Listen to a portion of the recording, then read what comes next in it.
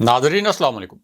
Inside news के नए programme के साथ मैं हूं इब्राहिम राजा और आज हम बात करेंगे कि वज़ीर आज़म इमरान खान ने क्या बहुत बड़ा और हैरान कुन फैसला किया है। इस फैसले से पहले प्राइम मिनिस्टर को क्या हसास इत्तलात मिली, ये इत्तलात किन इंटेलिजेंस ज़राए से आई थी, इन इत्तलात के बाद वज़ीर आज़म इमरान खान को क्या एक्शन लेना पड़ा, लाहौर में होने वाली एक इंतहाई पुरस्कार मुलाकात की अंदरूनी कहानी क्या है, शहबाज शरीफ ने क्या नई और ख़तरनाक चाल चली है, मियां नवाज शरीफ की लंदन से जो एक वीडियो वायरल हुई, इस वीडियो में किस किस्म के मनाजिर हैं और मरियम नवाज को क्या पैगाम पहुंचाया गया है। हमारे जिन दोस्तों ने अब तक हमारे चैनल को सब्सक्राइब नहीं किया उनसे हम कहेंगे कि हमारे चैनल को सब्सक्राइब कर लें ताकि उन्हें अहम मालूमात बर वक्त मिलती रहें। अब वापस आते हैं आज के मौजू पर, यानी वज़ीर आज़म इमरान खान ने क्या बहुत बड़ा और अहम फैसला किया है और लंदन से मियां नवाज शरीफ की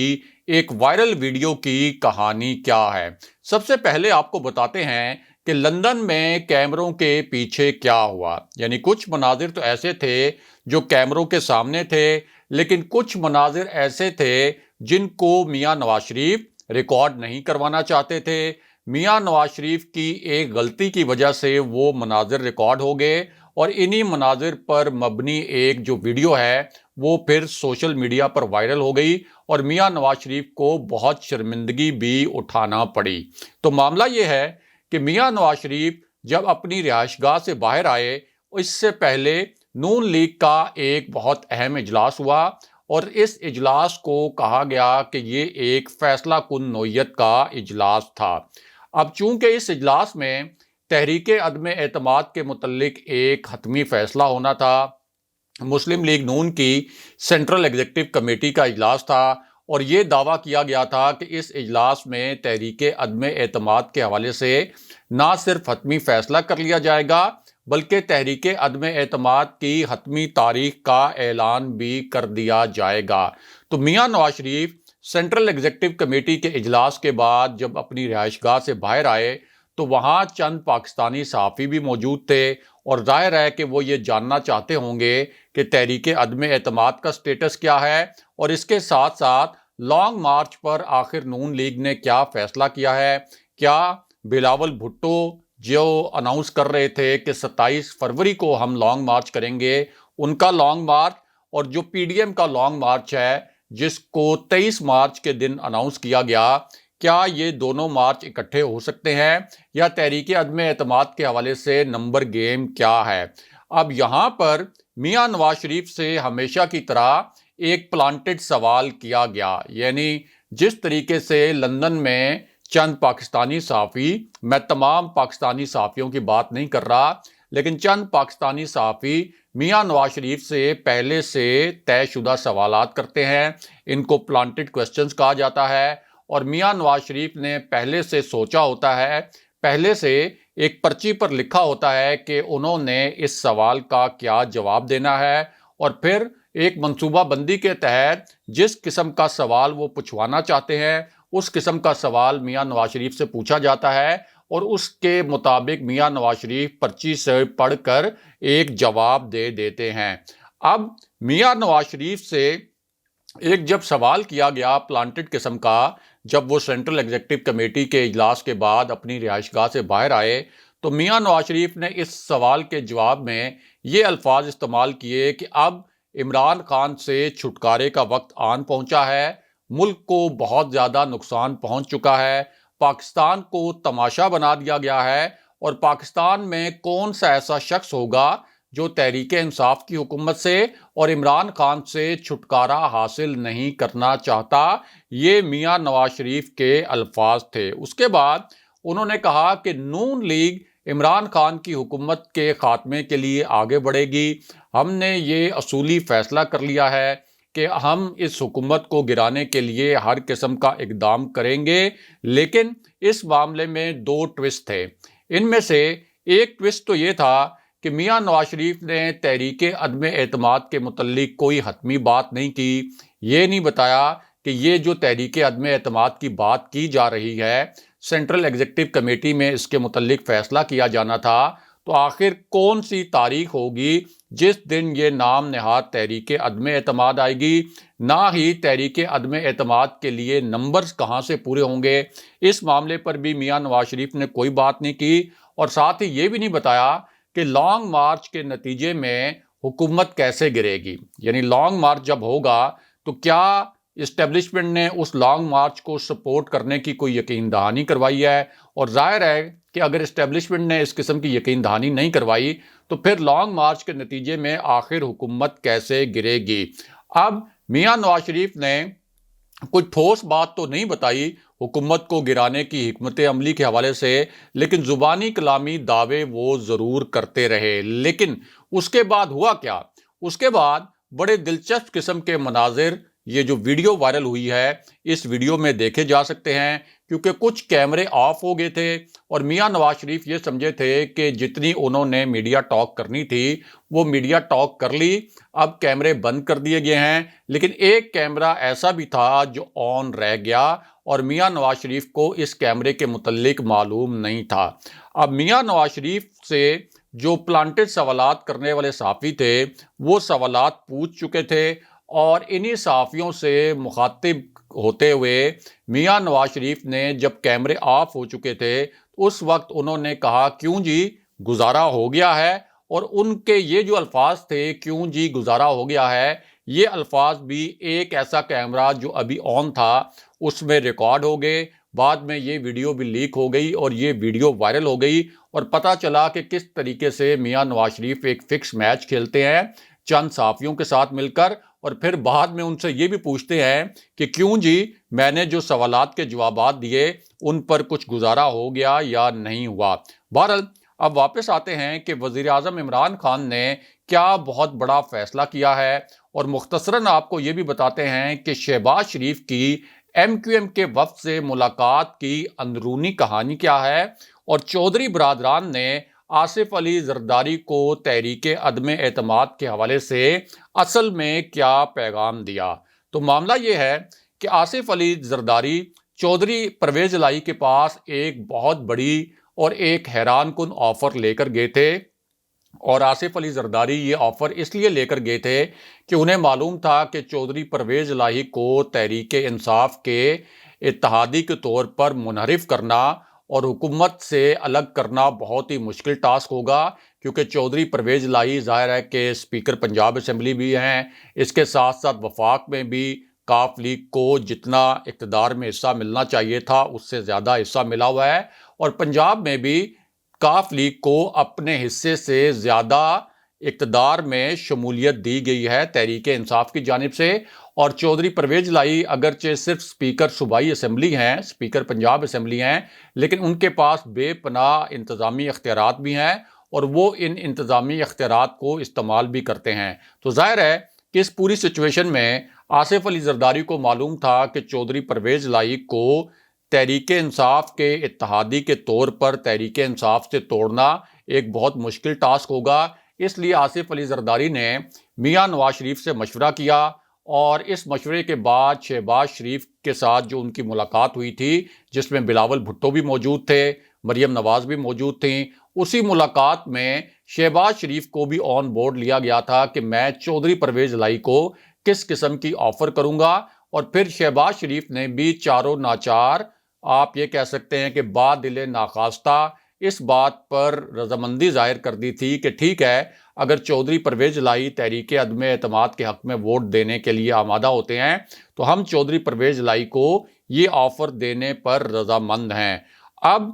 آصف علی زرداری اس پوری سچویشن میں پہنچے چودھری پرویز الہی کے پاس، ظاہر ہے کہ ان کی چودھری شجاعت حسین سے بھی ملاقات ہوئی، اور انہوں نے چودھری پرویز الہی کو ایک ایسی آفر کی جس کے بارے میں ان کو یقین تھا کہ اس آفر کے اوپر چودھری پرویز الہی ضرور غور کریں گے، اور آصف علی زرداری کو یہ یقین تھا کہ اس آفر کے ذریعے وہ چودھری پرویز الہی کو ورغلا لیں گے، اور وہ آفر یہ تھی کہ اگر کاف لیگ تحریک عدم اعتماد کی حمایت کر دے تو پھر وزیر اعلیٰ پنجاب چودھری پرویز الہی کو بنایا جا سکتا ہے، یعنی اگر یہ حکومت گر جائے पंजाब की हुकूमत भी गिर जाए, वफाक में इमरान खान साहब की भी हुकूमत गिर जाए, एक नया सेटअप आए, तो उस नए सेटअप में चौधरी परवेज़ इलाही को वज़ीर आला पंजाब बनाया जाएगा। असल में आसिफ अली जरदारी ये ऑफर लेकर गए थे चौधरी परवेज़ इलाही के पास, लेकिन हुआ क्या? अब चौधरी परवेज़ इलाही भी ज़ाहिर है बड़े सीनियर सियासतदान हैं, बड़े घाघ सियासतदान हैं, इस्टेब्लिशमेंट की सियासत करते हैं, सब जानते हैं कि वो रावलपिंडी के खिलाड़ी हैं। तो चौधरी परवेज़ इलाही ने अपना वज़न बढ़ाने के लिए ये मुलाकात तो कर दी, ताकि तहरीक इंसाफ की हुकूमत को ये पैगाम दिया जाए कि देखें मेरी कितनी अहमियत है कि आसिफ अली जरदारी मेरे पास चल कर आए और मुझे वज़ारत आला पंजाब की ऑफ़र भी कर दी, और इसके बदले में कोई वो तहरीक इंसाफ की हुकूमत से मज़ीद फ़ायदे उठा लें। तो इस पूरी सिचुएशन में खुद चौधरी परवेज़ इलाही की ख्वाहिश भी ये थी कि उनके पास आसिफ अली जरदारी भी आएँ, शहबाज शरीफ भी आएँ, ताकि वो जो एक भाव ताव करते रहते हैं एक छोटी इत्तेहादी जमात के तौर पर तहरीक इंसाफ से, वो भाव ताव उनका चलता रहे। लेकिन हुआ ये कि चौधरी परवेज़ इलाही ने आसिफ अली जरदारी को ये जो मुलाकात थी उसके बाद ये पैगाम दिया कि हमारा तहरीक इंसाफ के साथ कम से कम 5 साल का मुआहिदा है कि हम 5 साल तक इनके इत्तेहादी रहेंगे। इसलिए सवाल ही नहीं पैदा होता कि हम तहरीक अदम एतमाद में अपोजिशन का साथ दें। इस वजह से चौधरी परवेज़ इलाही ने आसिफ अली जरदारी से हम्बली माजरत कर ली और ये कहा कि तहरीक अदम एतमाद के हवाले से काफ लीग ना तो पंजाब में और ना ही वफाक में कोई अपोजिशन की मदद कर सकती है। और आसिफ अली जरदारी को जो ये पैगाम दिया गया, यही पैगाम फिर बाद में नून लीग को भी पहुंचाया गया, और नून लीग कुछ इस बात पर रिच भी थी कि आसिफ अली जरदारी तो बड़े बड़े दावे कर रहे थे, लेकिन उनके दावे पहले मरहले में ही ठुस हो गए। बहरहाल अब आपको बताते हैं कि MQM और शहबाज शरीफ की मुलाकात की अंदरूनी कहानी क्या है। अब ये जो मुलाकात थी इसमें MQM के रहनुमा वसीम अख्तर भी मौजूद थे, और वसीम अख्तर वो शख्स हैं जिन्होंने शहबाज शरीफ के लिए और मियां नवाज शरीफ के लिए ज़ाती नोयत के इंतहाई नामुनासिब और इंतहाई गलीज़ अल्फाज इस्तेमाल किए थे, और इस तरह के लफ्ज़ी हमले किए थे जिनको दोहराना इस प्लेटफॉर्म पर मैं मुनासिब भी नहीं समझता। यानी इतने नामुनासिब और इतने बेहुदा अल्फाज इस्तेमाल किए गए थे शरीफ ख़ानदान की ज़ाती ज़िंदगी के बारे में। लेकिन अब चूँकि शहबाज शरीफ को और मियां नवाज शरीफ को ज़रूरत पड़ गई MQM की, क्योंकि वज़ीर आज़म इमरान खान की हुकूमत गिराने के लिए जितने ऑप्शन वो इससे पहले इस्तेमाल कर सकते थे वो तमाम ऑप्शन वो इस्तेमाल कर चुके थे, वो तमाम ऑप्शन फेल हो चुके थे। इसलिए अब जो MQM का वफ़द था उसमें जो वसीम अख्तर भी मौजूद थे उनको भी अपने घर बुलाया गया, उनकी खुशामद की गई, उनको सर आंखों पर बिठाया गया, और इस मुलाकात के बाद 3 लाइनों की एक खबर जारी की गई। पहले आपको ये जो 3 लाइनों की खबर जारी की गई ये खबर बताते हैं, और फिर इस खबर के अंदर छुपी हुई जो असल खबर है और जो अंदरूनी कहानी है उससे भी आगाह करते हैं। तो मामला ये है कि इस खबर के मुतल्लिक ये एक एलामिया जारी किया गया कि MQM पाकिस्तान के वफ़द ने पाकिस्तान मुस्लिम लीग नून के सदर और कौमी असम्बली में कायदे हिज़्ब इख्तिलाफ शहबाज शरीफ से मुलाकात की। मुलाकात में सियासी और माशी सूरत हाल पर तबादला ख्याल किया गया, और इसी मुलाकात में हुकूमत को हटाने के लिए तहरीक अदम एतमाद समेत दीगर ऑप्शंस पर भी बात की गई। इसी मुलाकात के बाद मीडिया से बात करते हुए शहबाज शरीफ ने कहा कि MQM को आज पहले पाकिस्तानी और फिर हुकूमत का हलीफ बनकर सोचना होगा। वक्त बहुत कम है, अब वक्त ज़्यादा नहीं रह गया, और MQM को बहुत जल्द फैसला करना पड़ेगा। इसके साथ साथ शहबाज शरीफ ने यह भी कहा कि MQM का जो डेलीगेशन था, इस डेलीगेशन से प्राइमरीली तहरीक अदम एतमाद पर ही बात हुई थी, और MQM के वफ़द ने हमें ये बताया कि वो अपनी राब्ता कमेटी से बात करेगा, और फिर राब्ता कमेटी ये फैसला करेगी कि MQM इस तहरीक अदम एतमाद का साथ देगी या नहीं देगी, और कौम MQM से तवक्को रखती है कि वो जो भी फैसला करेगी पाकिस्तान के अवाम के हक में होगा। इसी मौके पर MQM के रहनुमा عامر خان کا کہنا تھا کہ شہباز شریف سے جو کی گئی گفتگو ہے اس کو ہم رابطہ کمیٹی کے سامنے ضرور رکھیں گے، لیکن عدم اعتماد میں ساتھ دینے کا جو سوال ہے یہ قبل از وقت ہے۔ اس کے ساتھ ساتھ ان کا یہ بھی کہنا تھا کہ تحریک عدم اعتماد سمیت جو بھی معاملات ہیں پہلے اپوزیشن یہ تو طے کر لے کہ اس کا ایجنڈا کیا ہے، اپوزیشن اپنا ایجنڈا سامنے لے کر آئے، اور جب اپوزیشن اپنا ایجنڈا سامنے لے کر آئے گی تو پھر عوام کی بہتری کے لیے جو بھی فیصلہ مناسب ہوا وہ فیصلہ ہم کریں گے۔ یہ ایک خبر جاری کی گئی اس ملاقات کے حوالے سے، لیکن ہم آپ کو اس ملاقات کی جو اندر کی سنسنی خیز کہانی ہے جو ہمیں بہت باوثوق ذرائع سے پتہ چلی ہے اس سے آگاہ کرتے ہیں، اور وہ اندر کی کہانی یہ ہے کہ شہباز شریف نے ایم کیو ایم سے یہ کہا کہ اگر آپ تحریک عدم اعتماد کی حمایت کر دیں، یعنی ہمارے ساتھ مل جائیں، وزیر اعظم عمران خان کی حکومت گرانے کے لیے ہمارے اعلی کار بن جائیں، اس کے بعد جو ہماری حکومت آئے گی، یعنی ان کو یقین ہے کہ ایک مرتبہ اگر تحریک عدم اعتماد کے ذریعے یہ حکومت گر گئی تو اس کے بعد ظاہر ہے کہ ہمارا کوئی پرائم منسٹر الیکٹ ہو جائے گا، تو ہم ایم کیو ایم کو وفاق میں بھی حصہ دیں گے، یعنی وفاق میں شامل کریں گے، وفاقی حکومت کا حصہ بنائیں گے۔ اس کے ساتھ ساتھ یہ بھی ایم کیو ایم کو آفر کی گئی کہ کراچی میں بلدیاتی نظام کے حوالے سے جو آپ کے تحفظات ہیں، جس طرح کا بلدیاتی نظام آپ کہیں گے ہم اس طرح کا بلدیاتی نظام لے کے آئیں گے، آپ کا میئر منتخب کروائیں گے اور آپ کو ہر طرح سے کراچی کی سیاست میں فیسیلیٹیٹ کریں گے، اور پیپلز پارٹی کی جانب سے بھی یقین دہانی کروائیں گے کہ آپ کے ساتھ ہر ممکن تعاون کیا جائے گا۔ لیکن ہوا کیا؟ ہوا یہ کہ ایم کیو ایم نے یہ معاملہ اپنی رابطہ کمیٹی کے سامنے رکھنے کا